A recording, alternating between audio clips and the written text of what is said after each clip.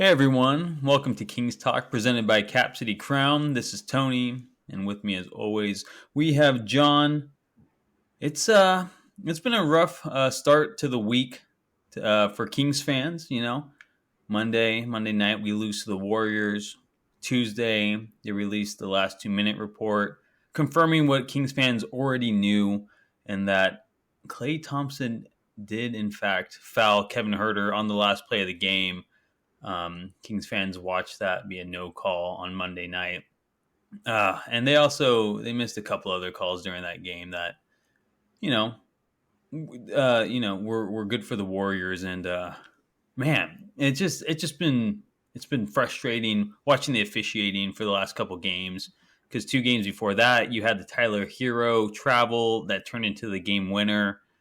So this Klay Thompson no call was just like, it just stung a little more because of that Hero no call. And man, rough start to the week. But John, how are you feeling? Well, yeah. I mean, before getting into the road trip, just kind of zeroing in on the officiating you're talking about there. It's been a rough go for Sacramento all year. I think one of the consistent things is the fact that De'Aaron Fox, despite being one of the best players at getting into the paint, is not in the very in the very top of free throw attempts or free throws awarded, however you want to look at it. And, there's been the fact that, as we discussed with Domas, it really boils down to the fact that it seemed like for a long time there, Domas never caught a break when it came to fouls. If ever it was a coin flip, it seemed to always go the other way. And then these instances happen on the road trip. I think the Tyler Hero one, it's been kind of a split crowd, I think, on it. There's been a lot of people that have been like, that shouldn't have won the game. And I think I kind of come from the standpoint a little bit more where it's like, I don't know if they would have really ever called that. I don't know. But I think I'm very sympathetic to the fact that, one of the things the refs in the NBA want to do this year is get rid of traveling, get rid of discontinued dribbles, things like that. They want to clean that up because, frankly, it's always been a bad look for basketball, just the blatant travels and whatnot. So to miss it on that, it seems counterintuitive to that overall goal. And, I guess as a Kings fan, it would be very, very hard not to look at that and see, hey, I'm getting screwed. But it was just a really, really shitty night for NBA officiating on Monday for that Warrior game. I mean, not only Klay Thompson fouled him basically twice on the shot attempt, right in front of the official. It was crazy that none of the officials called that. Any of them could have blown the whistle on that, I'm sure.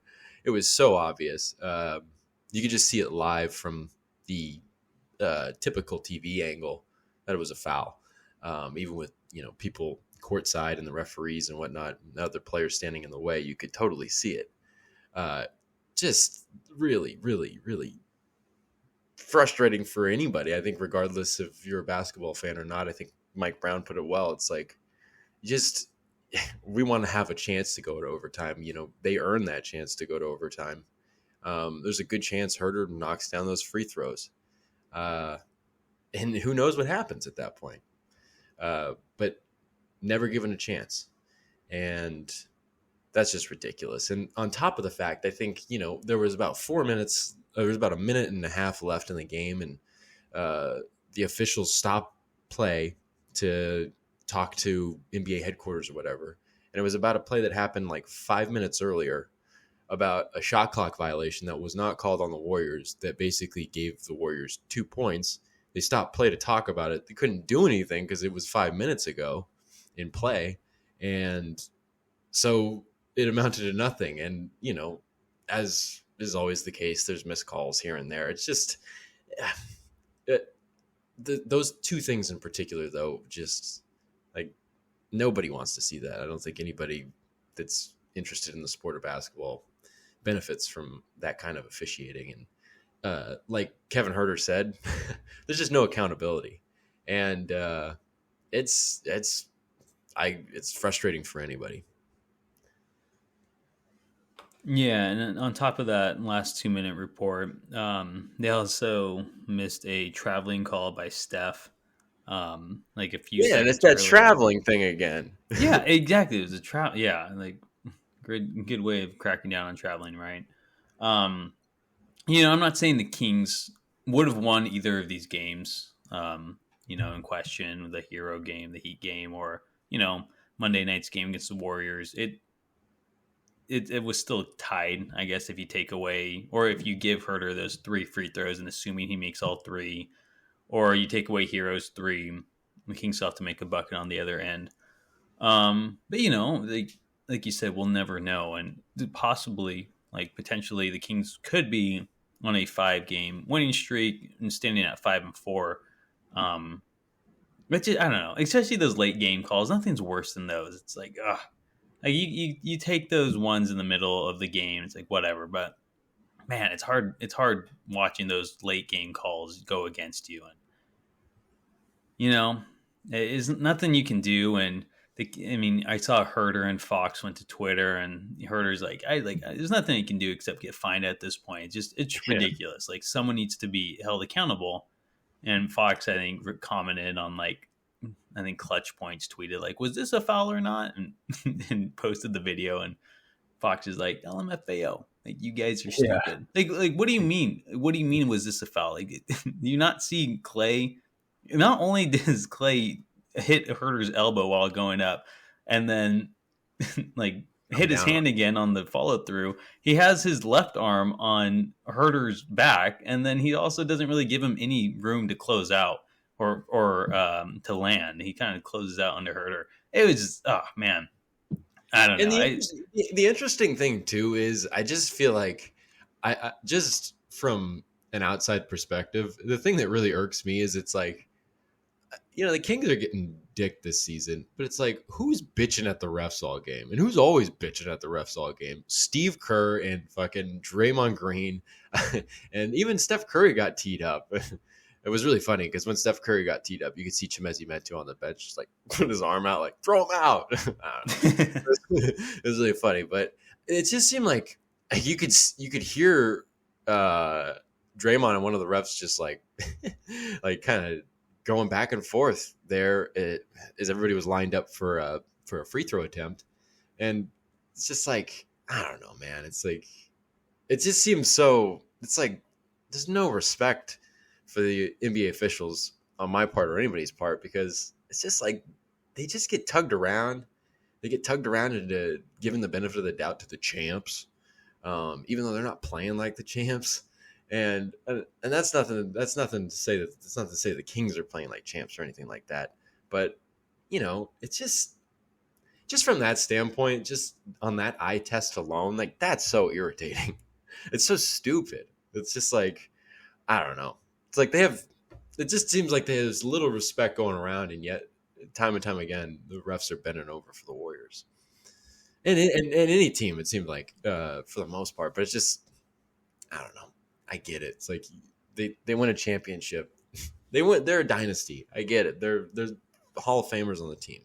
I have a ton of respect for the Warriors, but it's just like, what did that say about that ruins the game? That ruins the special special nature of that team and that dynasty. It's just so stupid. It just it, it irks anybody. I think. Yeah, and like kind of just focusing on the Warriors right now, and like the Kings play the Warriors 3 times early on this season. We've already played them twice, and then we play them next Sunday. Not this upcoming Sunday, but no, it is this upcoming Sunday. We play them on Sunday, so we play them like 3 times very early in the season, and they are the reigning champions. So we're like, oh man, Warriors 3 times early on, like this is gonna suck. But it's no, like the Warriors have not been good. They had lost 5 straight going into Monday's night game against the Kings. So for the Kings to have lost twice to this Warriors team, when it was probably the most convenient time to play them, when they were struggling, and lost them twice, because we're gonna have to play them later this year, and you assume they're gonna figure it out by now or by then. Um, that's kind of a bummer too. Yeah. The Warriors are not an easy matchup, and they played a very beatable Warriors team twice already. Really, even if we didn't know early on, they were very beatable. But hopefully, they can beat them on Sunday. Well, they came back. The Warriors collapsed in the in the late in the game in the first game, Yeah, and it's just like I don't know. It's a great point because it's just like well, they better win at home against them because what they don't see them again until the the end of the season. I mean, it's just I don't know. That adds to the frustration for this team, and you know, it, you look at a 4 game road trip. It's the first real road trip of the season, and you go 2-2. You've won 3 of your last 5. Like there are, I guess, there are positive ways of looking at it, but I don't know. It's just that's frustrating. But it seems like it may have lit a fire under this team, if anything. I mean, as you kind of noting with Fox and Herter taking to social media, or you know, Mike Brown calling it as it is, or calling it as he sees it, uh, in post game press conferences or whatever. Uh, and that's like kind of been a solid theme for Coach Brown. Should just have his guys' backs. I mean, he's made so many challenge calls. I mean, a few. I'm not gonna say so many, but a few challenge calls this season where it's just like, what the heck? It was kind of silly, but yeah, kind of it early just on. yeah, and it just seemed like probably as it's kind of a setting the tone thing, for the 82 game season ahead. It's that I got your back. We're in it. They have that all in motto. Um, it's just in a way maybe there's kind of a a way of kind of maybe taking some of that frustration kind of and turning it into something good, especially ahead of a game against Cleveland tonight, which Cleveland's playing really really well to start the season, uh, and that's not going to be an easy matchup. So we'll have to see, but overall, kind of a frustrating road trip. I mean, there's no way. I don't think you can really come away and the main storyline there is well they went 2-2. That was pretty good. You know. I'll give the Kings this from that road trip. Yeah, it was 2-2. Potentially could have been 4-0, right? With those calls late in the game. But I mean, I don't know if this is a silver lining or what, but like at least they beat the teams you had to beat, right? You had to beat Charlotte. You had to beat Orlando. No matter how close those games were, no matter if it took a 35-foot, buzzer beater by Fox to beat Orlando, or coming back from 18 against Charlotte on Halloween. They won those games. Those are games you have to win if you're even just trying to. Like, it's I always feel so lame being like if you're a play-in team, like it used to be like playoff teams. Like no play-in, because that's what the Kings are aiming for. Like playoffs, like yeah maybe, but they're kind of more of a play-in team right now. So if you want to make the play-in, you have to beat the Charlottes and the Orlandos of this world, and they did. They had their chances at Miami and Golden State, and they were very close, and like they could have won it. They did. They did let each team get back into it very late in those games. So that was a little frustrating as well. On top of those no calls, it's like, guys, you just close it out. But Miami and Golden State, those are two very, they're very good teams, and you expect that from them. But the Kings, they want to be like take that next step. They kind of gotta hold their opponent at bay in those final minutes without letting them come back. But I guess if anything, 2-2, but they beat the teams they were supposed to. But yeah, tonight they're gonna have a tough one against Cleveland at home. Man, I mean, I don't want to get ahead. I know we're gonna talk about this road trip, but I don't see. I mean, I just feel like Cleveland's gonna kill us. But, anyways, what do you have to? Do you have anything else to say about the road trip? Well, I mean, I think you made a really good point because his frequent problem for this Kings team last year was that and this is probably more to the Hornets game than the Magic game, but having the stars out, having people rest against the Kings, and it not really mattering, like the team still coming in and routing the Kings. So yeah, absolutely to be able to go out to the East Coast for the first time, pull it together, and come out with the win. Yeah, that was fantastic. And Orlando, I mean, that was a really fun game to watch. Orlando's a very interesting team. They're one of the more interesting teams in the league, just kind of due to the injury situation that has them playing so big. And that game in particular was interesting because Bol had a hell of a game. I don't think I expected Man, that. That was like a yeah, crazy game. And Paolo Banchero is really good, and Franz Wagner is very, very good. Um, even if his three's not really falling, but he was just one. He just took one attempt and made it. So he, the way he can get in the paint and score is just incredible. yeah, Um, they have a lot. They have a lot to look forward to, and even look at right now. I mean, they're competing in all these losses. I think it's similar to the Kings in a way because it's like at the end of the day, the Kings are playing the right way for the most part this season, and they're competing like every minute.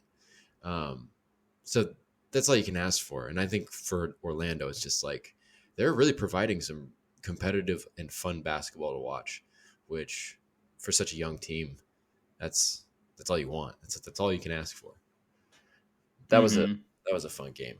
Um, yeah. I mean, that was really fun. Bankero looked awesome. It was, I was kind of hoping to see Keegan Murray and have that same matchup he did against Bankero in summer league, but Murray's he's kind of gotten a little absent these last few games. Really, since the road trip started, I don't know if it's the East Coast road trip. As a rookie, that was hard on him. James Ham noted that he has some personal issues that's kind of keeping him out of the moment. So hopefully that doesn't last long. You have to give the kid a break. He's a rookie. He's what, 22, for a stint in professional sports like this. And Keegan, he like even this early on in his career, you just know that he'll get back on track. He was playing super well before all this too, so I don't think it'll be long. I think he'll get back on track, but he did not play well on the East Coast road or just the road trip in general because he didn't play well on Monday either. So that was something that was noteworthy. But do you have anything to say about Keegan's play during that trip? yeah, just for reference, he in the last 4 games he's shooting 31.4% from the field and 20% from beyond the arc, and averaging just 7 a game. Now it's after doing the exact opposite. It seemed. Uh, And as you alluded to, or as you mentioned, James Ham uh, noted on ESPN with D'Lo and KC, which I really like them, by the way. But I don't know why I said that, but I think everybody says that. But anyways, uh, you know, uh, he's got something going on, personal matters off the floor, and that can be tough for a young player. That can make it tough to be present. And I I don't think even if that wasn't going on, I wouldn't be worried about it anyways. I don't think there'd be any reason to worry. Uh, as Coach Mike Brown said, I think before the Warriors game, that rookies, they go through their ups and downs. You never know when it's going to happen. Uh, and it's prone to happen regardless of how good you are. You don't think Banchero is going to go through a few issues this year at some point. So it's just like, even if there wasn't that to kind of latch on to, there really isn't much to worry about. He did, and you can tell though that especially in that game against the Warriors, there were just moments where he just wasn't. He didn't look like himself. He didn't look all the way focused and there. Maybe a little lost out there, and you know that's just not the Keegan Murray we know. So it's just not anything to worry about regardless. But it has kind of affected the team, and it kind of underlines his importance to, you know, their ability to win games, especially since the Kings, regardless of the fact that they've lost so many games this year to start, not so many, but they have a losing record this year. They've kept it close, and it's just those little dips in production from some of your more important players that can make all the difference.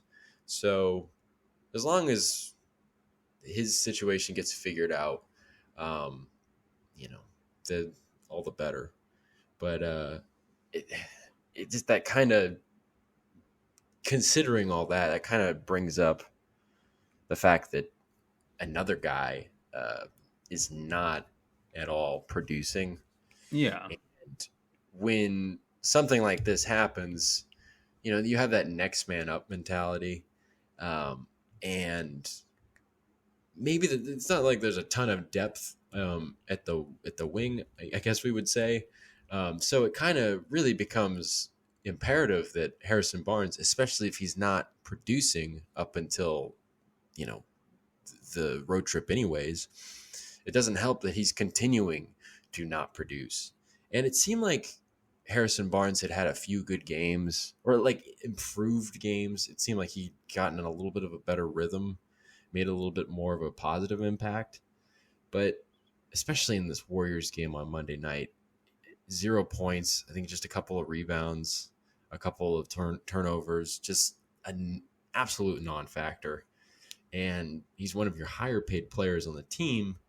And I feel like we say this now week after week. This is an issue, and week after week, the leash on it, I guess you could say, about, you know, being patient with this veteran that should figure it out.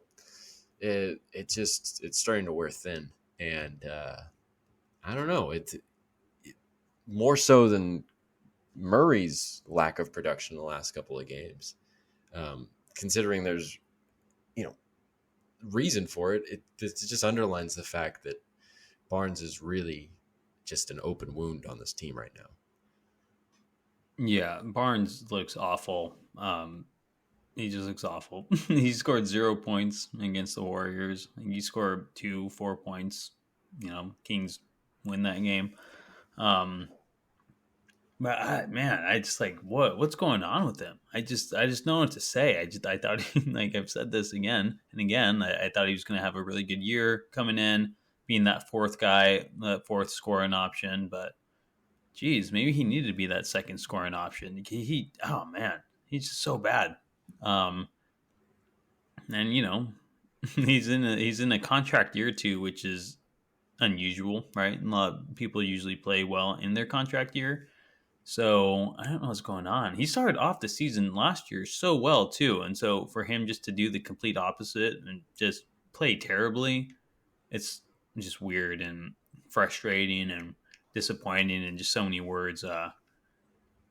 But yeah, he's hurting the team big time. I mean, what do you do with him? Do you start looking at trades for him, or do you maybe even move Well, him to the bench? I well, don't know. that's that it's these residual problems too that come in. If you're not producing on the court,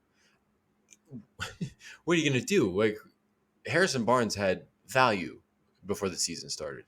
It was a very, very adequate small forward, small four in this league, and now that's all in question. And it's like, even if he's just hitting threes, even if he's kind of making the mistakes, kind of dribbling into nowhere or making turnovers or not looking, you know, like the Harrison Barnes that we know, or looking like an even more regressed version on the defensive end, even if he's just hitting threes, it's like, okay, he's got that value to him.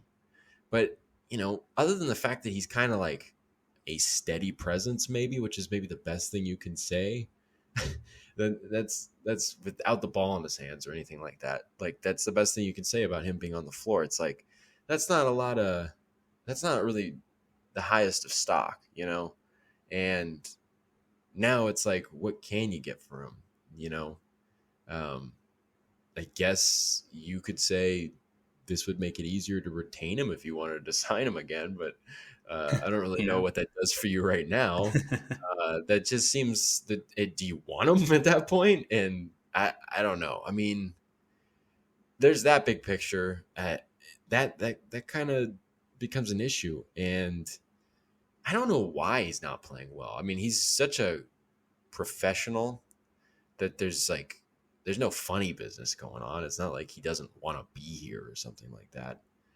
I think that even if he wanted to be out of Sacramento, I don't think Harrison Barnes would play like crap, to try to get out of that. That's not who he is. So it wouldn't be anything like that, despite the fact that it seemed as if all offseason that the Kings were going to pull a trigger on a Harrison Barnes trade.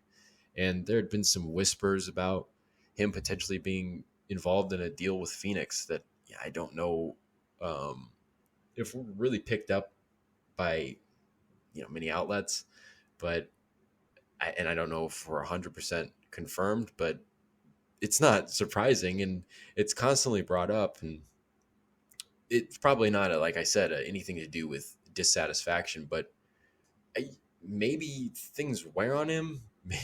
Maybe there's distractions, and I don't know. You just get into a kind of a speculative space there, and it's just all it is just a growing problem for the Kings, and from on the floor to dealing in the front office, and it's an issue. It's a huge issue, and you'd expect him to have stepped up.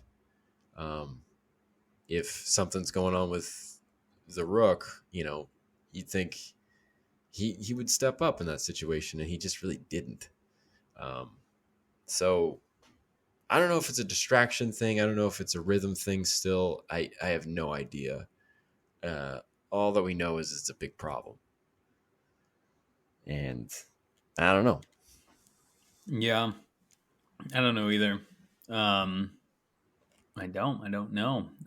A trade I have kind of been thinking about though for Barnes possibly is kind of like a Jay Crowder swap, essentially to Phoenix, since Crowder's holding out until he gets traded. And then on top of that, Cam Johnson, a forward in Phoenix, who's a key player to this team or to the Phoenix team. He just tore his meniscus, so he's out for a couple months.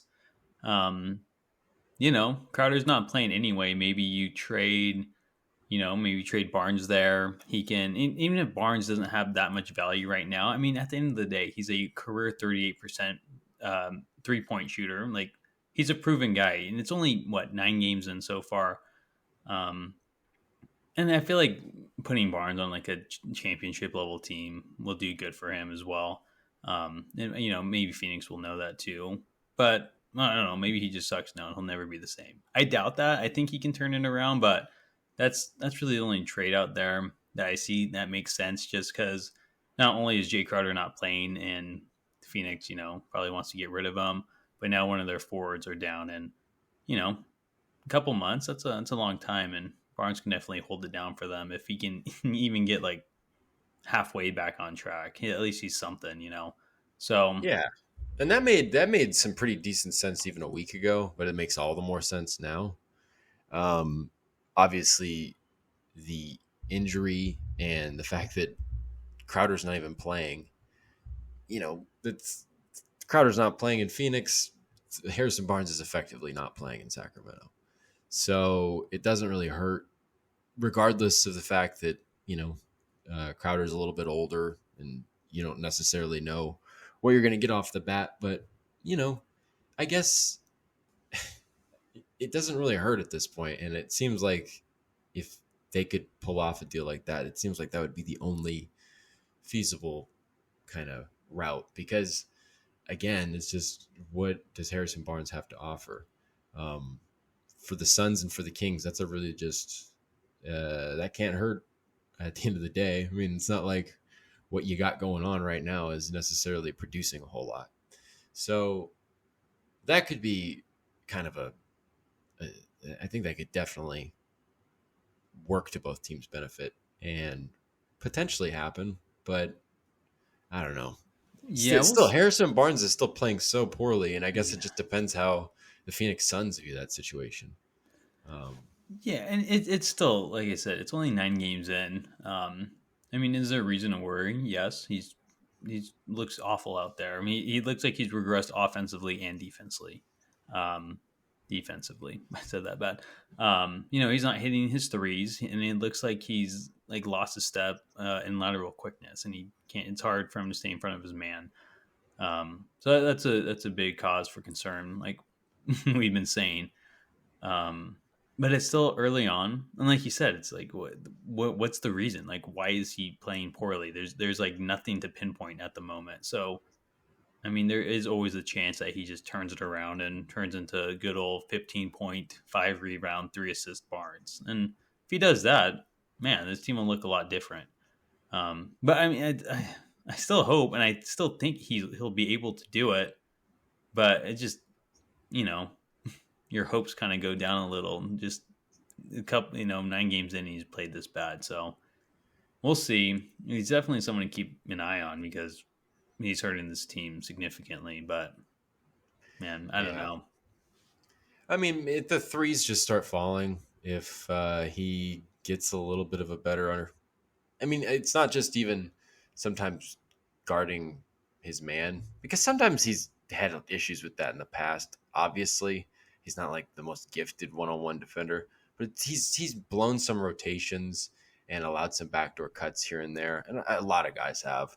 And I just think that's part of a process of gaining the chemistry and trust of playing on that string together defensively, which has gotten a lot better with each game for the most part. And it's a far cry from when they started the season. So much better. And so it's like, given the fact that there's a good probability those threes will start falling at a clip, it doesn't necessarily have to be 38%. If he's just shooting over 35%, that could make all the difference. The Kings could have beaten the Warriors last night if he hits a couple of his threes. I think he was 0 of 3 from deep.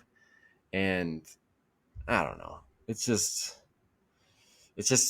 got to happen sooner or later. And it's just each week it's like, oh, no, it's Barnes, he's a vet. And then it's like the next week you're kind of saying the same thing. Has a little bit more sweat on your brow. And then the week after that you say it again and you're kind of like, your lips are twitching. There's the lying through your teeth. And it's just like, I don't know, it just gets I don't want to like make it seem like it's the end of the world. He's only 30. He's still got a lot left in him, but uh, these games are close, and you can't afford to just not show up. you know, Yeah, especially your starting small forward. I mean, it's a very key position in this league. And making over $18 million, like, dude, come on. come on, man. Uh, yeah, I mean, there's not much more to say about it No, on my end. He just sucks right now. It's it. He's just it's awful. it's, He it's kills been us. rough. It's been But rough. can that lead to a transition about another guy who also came up in a lot of trade discussions during the offseason, and is he going to be on this team this year? And he stayed, and like, oh man, like I think he'll get back on track after ending last season poorly. But that's obviously Rashawn Holmes, who didn't even see the floor against the Warriors and has just looked terrible, Yeah, terrible. why should he see the floor against the Warriors? He's Yeah, he's looked lost out there. He, he's it's like it's the weirdest thing because in terms of the ability to switch, which is something you need to do with the Warriors, um, Holmes is like only moderately better than Alex Len, but they're just terrible at that. Domas is just far more engaged and decisive defensively that even not being as athletically gifted, he's better at that. And the Warriors were exploiting it. And they would have done the same thing probably with Holmes. And whether Holmes is getting drawn out, he's underwhelming. Whether he's defending the paint, he's underwhelming. You could see it in that game against the Magic.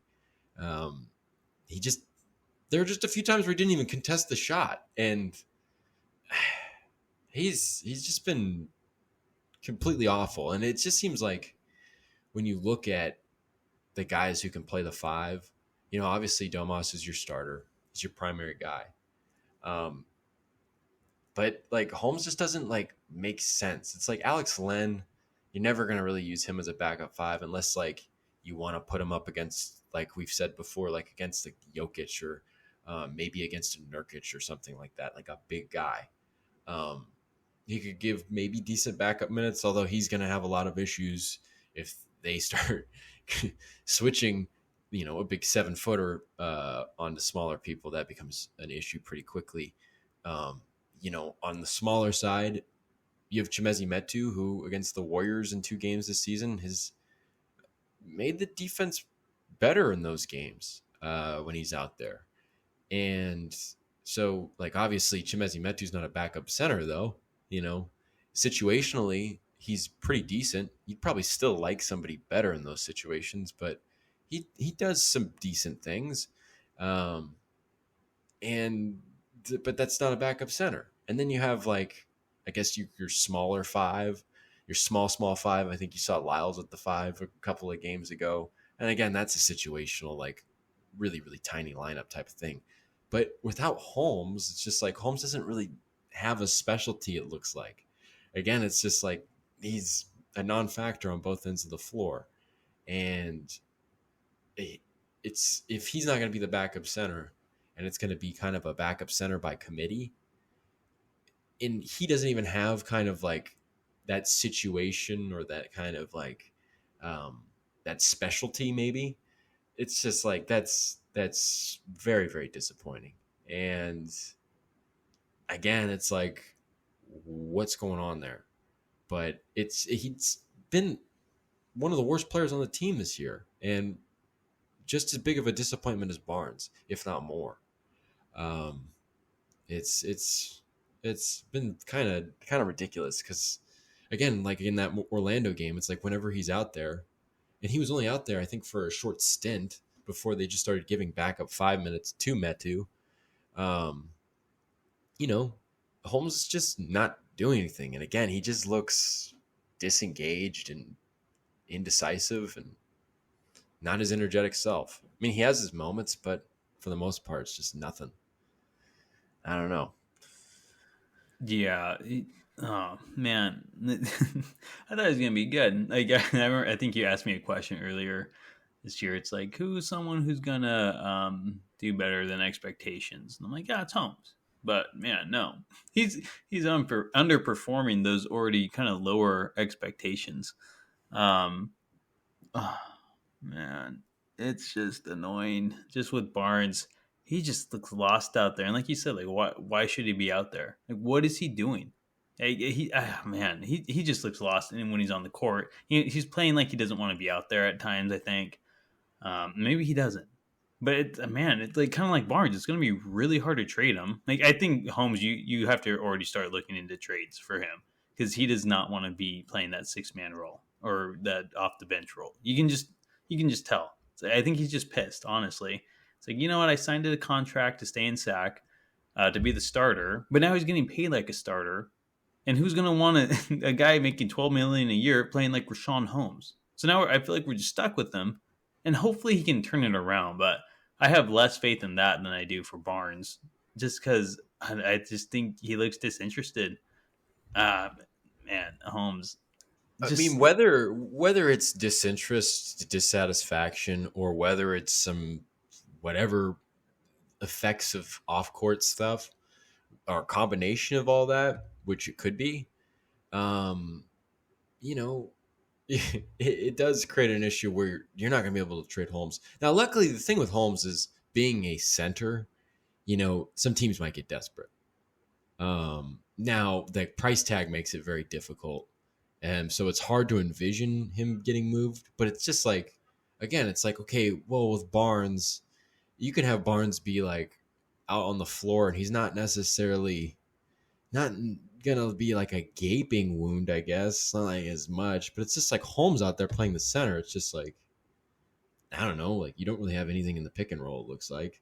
And he doesn't do anything in defending the pick and roll. He doesn't do anything in defending the paint. He doesn't do anything in really anything. Can't switch on to guys. It's super ineffective. But again, like maybe somebody gets really desperate just because they need a big guy, they need a five. a couple injuries happen. I don't know, but I don't know what it is. But it's, I don't know. I guess you could totally come to the conclusion that he just doesn't. I mean, he's not playing like himself. He's not playing with the enthusiasm that he always plays with. So Yeah. it is kind of reasonable to be like, well, maybe that enthusiasm is not there. Um, I think that's the worst part for me is that he's not playing like how he did the last couple seasons. Um, because he was that guy who brought that energy, played every second with all like with his whole heart, and that's something you like really appreciated about Holmes. And yeah, he wasn't the biggest guy and or the most athletic, but he played with a certain energy where it's like okay, like this is like our guy. Like he's I don't know, he was good. That's what made him special, right? And mhm. he just doesn't play with that whatsoever now. His push shot, I mean, I saw him take one the other day, and he bricked it. Like, oh god, I know he's not taking them at the same rate he was last year, but it was pretty bad. Mhm. I think he's really missing Halliburton on top of being dissatisfied of being moved to the bench.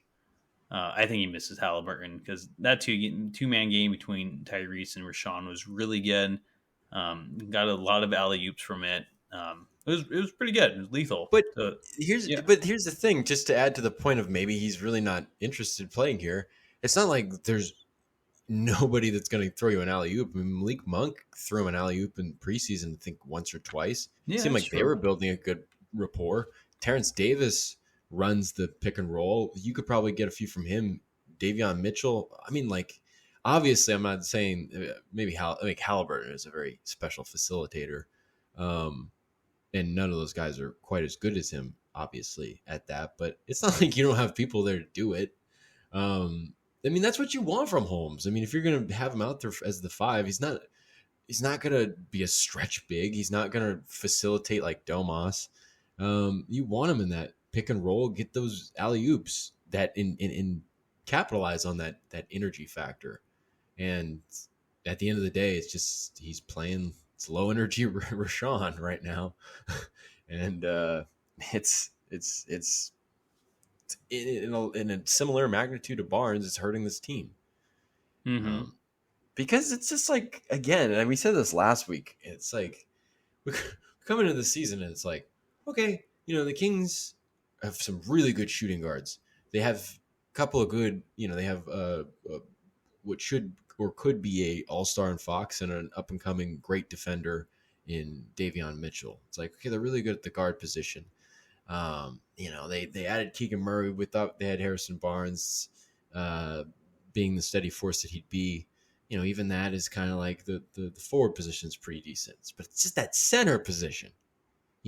Two starter worthy players, an experienced backup at the third position in this on the center depth chart, basically. What could go wrong? And it just seems like everything has gone wrong, and it just starts with Holmes. And again, it's like not only is he not fulfilling the role of being a potential six man. I mean, there were a lot of people that were like, this guy could be a six man of the year candidate, and I thought, why not? I mean, if starter worthy talent coming off the bench, why the hell not? I mean, he'd have to really be doing a lot to do that. But not only to not be able to fulfill the backup center role, but to not even really have like a benefit. It's like I laid out. It's like you can see instances. I mean, as slight as they come up, for where Lynn is maybe useful. You can see instances as you've seen against the Warriors, where Metu's useful.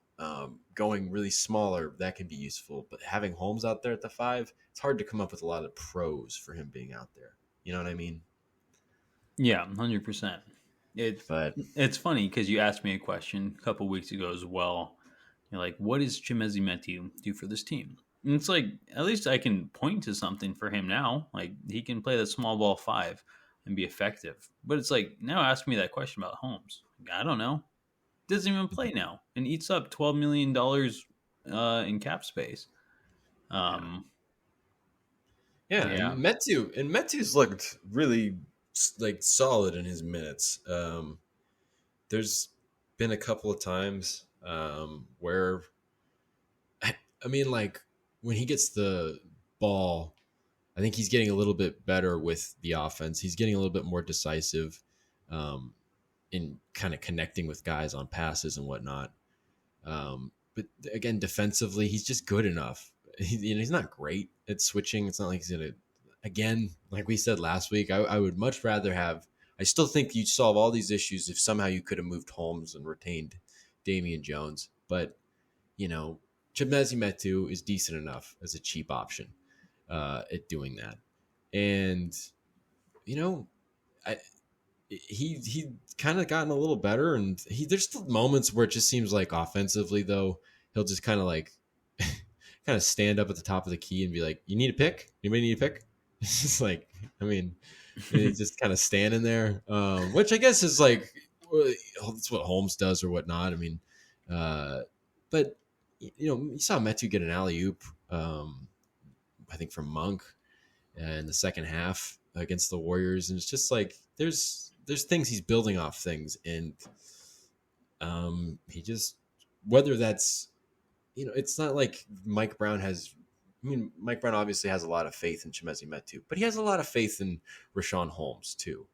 Rashawn Holmes was at Mike Brown's introductory press conference, and that was kind of a sign to a lot of people that Holmes was going to be on this team, and that part of the reason he was going to be on this team, or a big reason he was going to be there, was that Mike Brown liked him. Mike Brown saw the potential that he could, work with on the defensive end, and it hasn't worked out. And Chimezie Metu's getting better with the same amount of trust that Rashawn Holmes has under him, and Rashawn Holmes has just done nothing. And I don't know. There's like, it's just there's hard to point out a stretch of time where Rashawn Holmes played really well. I mean, he had like 15 points in one game, but even in that game, it's like, what do you like?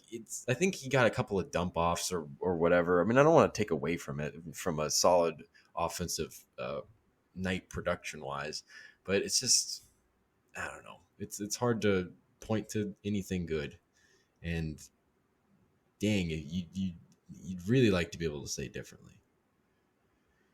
Yep. Again, guys, nothing to add on. It's disappointing. Him and Barnes is just two guys who were, key contributors last year before Sabonis came in, at least for Holmes's sake.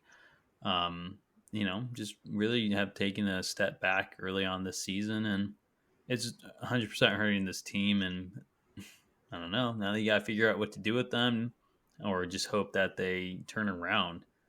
But yeah, they're hurting the Kings big time, because especially Rashawn too is that takes away depth. I'm like, oh man, the Kings' depth so good with your starting center last year to begin the seasons. Now you're backup, and I thought he had that energy where like, okay, it's like it'd be a good guy to come off the bench with that energy, but no, he's just non-existent, and yeah, just as disappointing as Barnes really. But I have nothing to add. Just very, very frustrating with them. But do you have anything else to add to a more positive note here? Or is it just all, gloom here in Oh Sacramento? no. It's raining out here, it's just sad. Yeah. I mean, I think kind of looking at the last 3 or 4 games, it's been, like we said, it's disappointing, but it seems fairly understandable, and there's never really a reason to worry about it. That Keegan Murray has not been very productive. Harrison Barnes and Rashawn Holmes continue to be a complete disappointment. But over these last 3 or 4 games, we've seen the exact reason why the Kings, picked up Malik Monk, and how good of a transaction that was to go ahead and acquire him in free agency.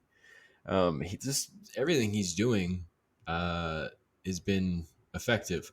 In the last 3 games, I think he's shooting 51.3% from the field, 40% from threes, averaging 19.3 points and 5.3 assists. And it's just, I think that's in the last 3. The 4 games ago in Charlotte, he had a really good second quarter where he came in and did his thing. He hit a couple of threes, distributed a few assists, attacked the inside to get something on the outside for somebody else, which, Fox does really well. And Monk seems to be kind of the second best guy at that on this team. And he does it without any hesitation every time he comes in. And you saw him do that in the second quarter, and he didn't really do anything in the second half of that game. In his return to Charlotte, where his old coach there, Steve Clifford, is back. But in the next 3 games, he certainly did not disappoint. He had I think, I don't remember what he scored against Miami, but I think it was 17 or 18 points. I think he had 15 against Orlando, and then he had 24 last night or on Monday night against Golden State. And again, it's just it's not just him shooting threes, and which he's streaky at, honestly, and everybody knows that. He gets really hot really quick, and then sometimes he'll kind of fade away, and vice versa. But 2 things in particular: it's that distribution of the ball, his aggressive mindset to be able to go into the paint and swing it out and open things up and collapse the defense and open up outside shots for other guys or other opportunities. And, like I said, in the last 5.3 assists off the bench. I mean, it's just, that's fantastic. And defensively, at the beginning of the season, to make you feel better, Tony, because you may have said that Richaun Holmes was going to exceed expectations this season, and that's not really panning out. You actually said it too, so I'm kind of piling it on you. But we both said because we've both felt like people were very high on Malik Monk, and I think maybe that more had to do with the fact that there was a pretty large camp that were no, Monk needs to start. And I think the reason I pointed to, but this is what I wanted to say, the reason I pointed to was, well, Monk is going to probably be one of the worst defenders on this team, and this season he's been remarkably good.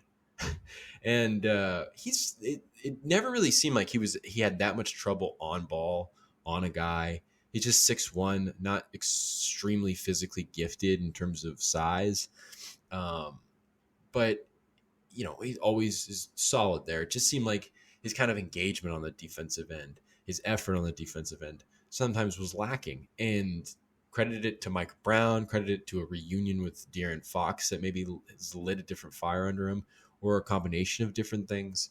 But he is played very well defensively, and it's been such a nice change because he's really playing like one of the best players on this team. And I think that's exactly what you want to see. You want him to be playing like that.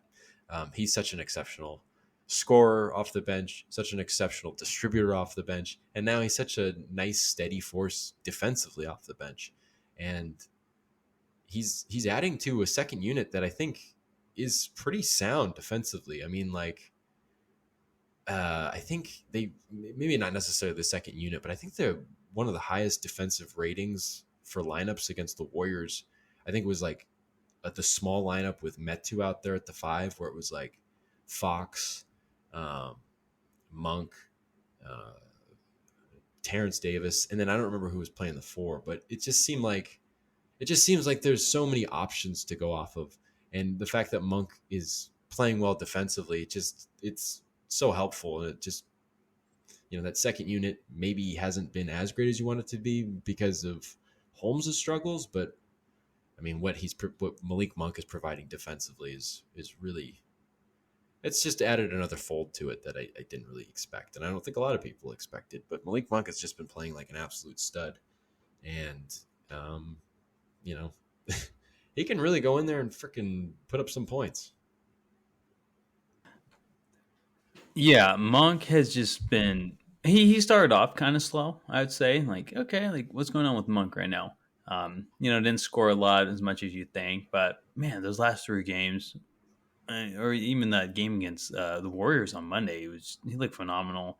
Like you said, he's not just scoring the ball, and when that dude scores the ball, I love it. He's like a microwave. He just heats up. It's I'm like, that's going in, which has its downsides of if he's not on, he's not on. But man, he's fun to watch when he's on because he doesn't miss really. But like you said, he's also distributing the ball really well, which I really didn't expect from him. But he looks really good. He looks really good. I trust him with the ball. He's had several nice passes, this season so far. So that's definitely a plus as well. And like you said, he's not a liability on defense like maybe we thought he'd be, and that's huge. Um, man, like he's just nice. He's a nice person to have off the bench. He's kind of like who you wish Buddy would have been off the bench last year, like just a pure scorer. Um, but Buddy has his own issues, and so it's a Yeah, guy who can completely different personalities. completely different. Monk can hit the three with the best of them. And yeah, that facilitating that's awesome. And The great thing about the distribution thing and the facilitating is it's just like when you watched him with the Lakers, you saw him handle the ball. You'd see him handle the ball in a pick and roll, but it would usually be setting up for himself. Like it's not necessarily him. I mean, he'll play in the pick and roll and be very effective, whether he's attacking the basket or getting a lob up or getting another kind of shot for himself, whatever the deal is.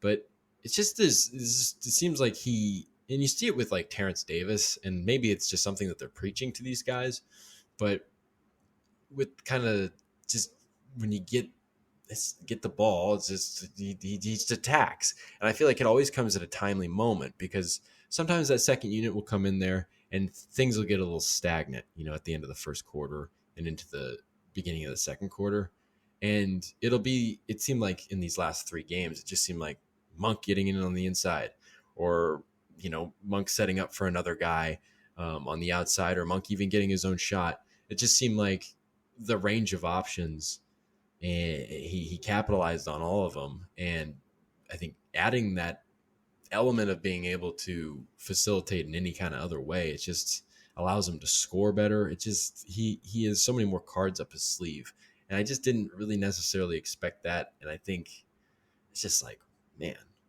he really plays like a point guard. I mean, yeah, it's I, just it's incredible. I'm surprised he's not a point guard. Like he's a shooting guard in the league, and I'm like, okay, like he's a shooting guard. He's a 6'1" shooting guard, probably because he's not the best, facilitator. And I'm like, okay, makes sense. So I didn't expect him to be doing what he's doing, facilitating the ball wise, and it's a very nice surprise. He's looked phenomenal over the last couple of games after I guess you could call it a slow start in the first couple of games. So Monk, I mean, I'm glad he's friends with Fox. It's kind of nice bringing in like a free agent because of connection finally, because that never happens in SAC. It's like okay, like Monk had a really good year last year, and he was, him and Fox were friends before college and everything, and so it was nice to bring over like an actual asset, and he's really starting to show why he is that asset, and he's playing a lot of minutes. He's in the closing lineup, or maybe, he's playing late in games and when it matters, and for good reason. He's like Yeah, phenomenal. he's earned it. And I think one of the things too that's important to note is it's like when the Kings got Monk, it was basically like, okay, they're getting Monk, they're not going to keep DiVincenzo. And I was like, okay, you're getting a better shooter, a better scorer, maybe, but you're hurting yourself defensively. And in, I think, the facilitating thing, I thought that DiVincenzo was a far better combo guard than Monk. And so I think keeping that in mind, it kind of really underlines just how huge uh, Monk's production lately, and hopefully going forward, is for this team. Because even in the things that I thought they were going to lose by going with Monk, and I thought, going with Monk with the personal connections and what he can do kind of as a bench scorer, and take a huge, take on a huge load of offensive responsibility. I thought that was still a really good pickup, but it's just like now it just looks great because even the weaknesses, or what we thought were weaknesses or advantages for DiVincenzo, weaknesses for Monk, they're not even really that much of a factor, because Monk has been so solid defensively and so great. I mean, like you said, he's playing like a point guard, and I don't know. That's great. That's great to see for him and for this Kings team. It is, and I'm glad we can find a positive after talking about Murray, Barnes, and Holmes over the previous 30 minutes. But I know that on- got really like it that got was it regressed into just deeper despair because it was like it's Murray. It's like okay, there's reasons there. It's like Barnes. Okay, it's not at the end of the world. It's like Holmes. All right, it's looking kind of dire. It's like all right, let's get back up to the surface here. yeah. And I mean, the Kings still have a lot of bright spots. I mean, of course, Fox and Sabonis. Fox is still playing at his all-star type level. Um, and I guess kind of just transitioning to Fox, unless you had more to add on to Monk, no, is that's good. something I really like about Fox this year is his free throw shooting. And you mentioned earlier he's not getting to the line as much as he should, but oh my goodness, it is so refreshing watching this guy like so far this year be a knockdown free throw shooter because he has been historically a terrible free throw shooter throughout his career. And so it's nice that, a guy who gets to the line or should get to the line a lot is actually hitting his attempts. I think last night he had his first miss after 21 made free throws, and like that's something he never does. And it's just you're not giving away points. And that's another thing the Kings have done better in general from the start of the season, or, it is the start of the season still. So the first couple of games they've been a lot better at the free throw line. Sabonis had a couple of games ago where I think he went like, I don't know, it was really bad. I forget what he went. But Hmm. even at the end of that game, he had a couple big free throws. I think it was the Miami game where Fox was out. He had a couple big free throws to tie the game. He's looked better from the line last couple of games as well. So free throw shooting, it looks a lot better. I'm very happy with that. And Sabonis kind of seems to be coming back into his own, not fouling as much. Like you said, his defense isn't the best, but like he's trying to contest his best without fouling. You can definitely tell the difference from the first couple of games. He's trying to keep his hands away and just up, and that's a nice improvement. And he's scoring the ball a little better because he kind of started off like, okay, he's scoring like 13, grabbing 11, but now you're seeing like 20 and 11 or 19 and 14. So it's kind of nice to see Sabonis really get back and putting up Sabonis type numbers while also being a productive member of the team. Because when he's off the floor, like, man, that offense kind of struggles. But Yeah, yeah. bright The, spots. the free throws, yeah. Looking for silver linings here. The free throws, big time. That it became an issue when they. It seemed like ever since they shot 57%, what against the Clippers, um, they just turned it around. And Fox is shooting higher than 86% from the free throw line this year. Hopefully, he can sustain that. There's not necessarily a reason to say that it's going to drop precipitously, but Domas has had his struggles. Like you said, that I think it was the Orlando game, had a pretty bad night from the free throw line.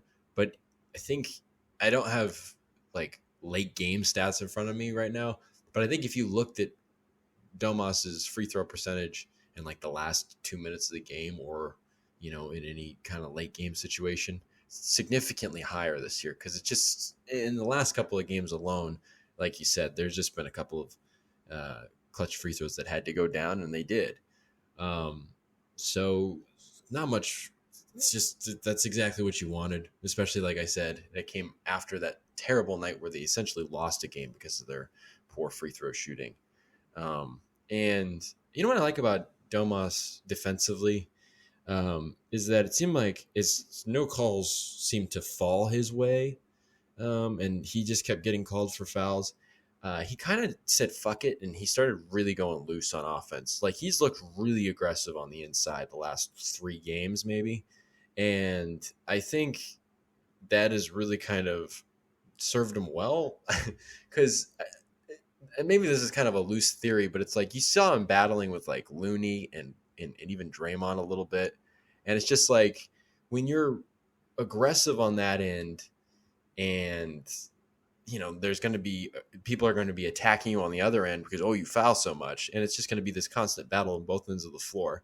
I don't know. I feel like that almost makes the refs more prone to kind of let them play, which serves to Domas's benefit on the defensive end because maybe it makes them less, susceptible to having a foul called on them. And then offensively, you get to battle. And that's kind of fun. Like that was kind of enjoyable to watch some of those battles down low against the Warriors, but it's kind of a crazy theory, but he has just adjusted, and I think I expected that kind of with the coaching staff that's there. Defensively, just kind of finding the little things to do with putting himself in the right position, hands, body position, all that kind of stuff. But it's really nice to see them, to see Fox continue playing like an all-star, and to see Sabonis essentially get a little better with every game. And yeah, I don't know. And they're not hurting you. The things that were hurting the team that they were doing, mostly Sabonis, they're being mended. So that's all you can ask for, because those guys are your best players, and they've played pretty well. Yeah, they have, and I think that's a good point you brought up. Is that he has looked a lot more aggressive, and that probably is a reason where like might as well, if he's getting called on the defensive end, might as well try to get those foul calls on the offensive end. So he has looked a lot more aggressive, and it's paying off. He's scoring a lot more lately, and I want to see him average around 20 points a game, or at least 18 plus. He's not only is he a great passer, he has the skill to score inside really well. So, and his mid range game has looked pretty decent lately Oh, too. it's Like been fantastic. yeah, and if he can hit those down at a high clip, man, he's scary because he can move pretty well down in the post, and he's a strong guy. So it's nice to see him kind of score some buckets too, instead of just facilitating them, because you And need that from him.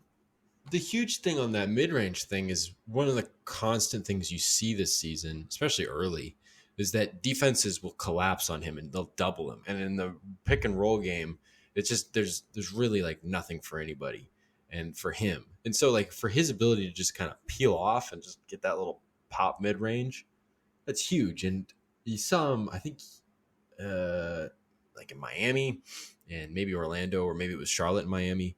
I think he had like 3 or 4 in those 2 games with like him and Herter playing in the 2-man game. And it just adds, it's just about adding that other element. And, I don't think we're going to necessarily see the 3-point shot come around, but I don't know. Was it against the Warriors where he just kind of, or maybe it was against the Magic where he just kind of like, they kind of just gave him one and he just sunk it. So Yeah, it's just nice. But that mid-range game is a little more realistic, especially if you do start thinking about Fox and him in the mid-range game, because they're both very good near the rim. Fox is exceptional in the mid-range game. If Sabonis can also be really good in the mid-range game, I just think you're multiplying combinations and potential outcomes in such a read-based offense. I think that's exactly what you want. That's exactly what anybody wants. So yeah, in terms of looking for positives, I guess it's a safe bet to go to Sabonis and Fox. yeah. Kind of feel reassured. Yeah, they're a very safe bet, especially the way Fox has been playing this year and the improvement we've seen. I don't even know if you call it improvement, but Sabonis playing the way we expected. So, see, this team isn't all doom and gloom. They're 3-6. Like I said, it could possibly be 5-4 with the 5-game winning streak at the moment. It's not, but I think this team is resilient and they can win some games, even if they got a tough one tonight. Play the Lakers Friday in a game you can win, and hopefully you do win. And then you go back to the Warriors on Sunday, and that's a game you have to beat the Warriors at least once in these first 3 games against them. So, and they're at home this time, so that gives the Kings the advantage, hopefully. And they're probably going to play with a little chip on their shoulder, and they got some winnable games ahead of them and some tough ones. So, and this team, I hope they just keep fighting. Hopefully, Barnes and Holmes and Murray kind of get back in the swing of it. Hopefully, Barnes and Murray. I think Murray will for sure. He will. I know he will. And then hopefully Barnes can, and see what we do with Rashawn. But yeah, man, that's. Yeah. But overall, Mike Brown is been constantly mentioned that he's proud of his guys and all that stuff. And he said a couple of times in post-game press conference on Monday that this team is on an upward trajectory and they continue to improve and they've been resilient all year. Yeah, it's even if the record doesn't necessarily show it, there's definitely, it's not all doom and gloom at all. It's a different situation, but there's frustration. There's been tough opponents. There's been tough games, and there's also been their fair share of moments where they kind of screwed up. But we're 9 games into the season, going on 10. It's an interesting start, you know. So, well, we'll have to see what happens with the Cleveland, and I guess everything that's happened with the officiating. I would imagine that the Kings are going to come out with a little bit of a pep in their step, a little more focus and ambition coming out of the gate on Wednesday night. Yeah, you'd hope so. And, they're pissed off right now and for good reason. So hopefully, if you need an advantage or a chip or play at a higher intensity against any team so far this season, it's Cleveland. They look really good. And yeah, like you said, it's still very early on. It'll be the 10th game tonight against Cleveland. A lot of time to turn things around for Barnes and Holmes, and hopefully Murray can get back on track sooner than later. But early on, a lot of positives, a couple negatives, but those negatives can be turned over real quick. So yeah, and the interesting thing about those negatives is it is very it's individual. Yeah, very true. There's no structural issues or strategic issues really. It just seems like if these guys can just figure it out, and Murray's a different case than Holmes and Barnes, but it's like if Holmes and Barnes can just figure it out, if just one of them can figure it out, that makes all the difference. So that's also kind of a positive within itself about the negatives. Mm-hmm. No. So, yeah. Yeah, it is. It's good stuff. Do you have anything else to add? I think that's the end of it. All right. Well, that's the end of it. You heard it from John. Thank you for everyone who tuned in. And until next time, have a good one.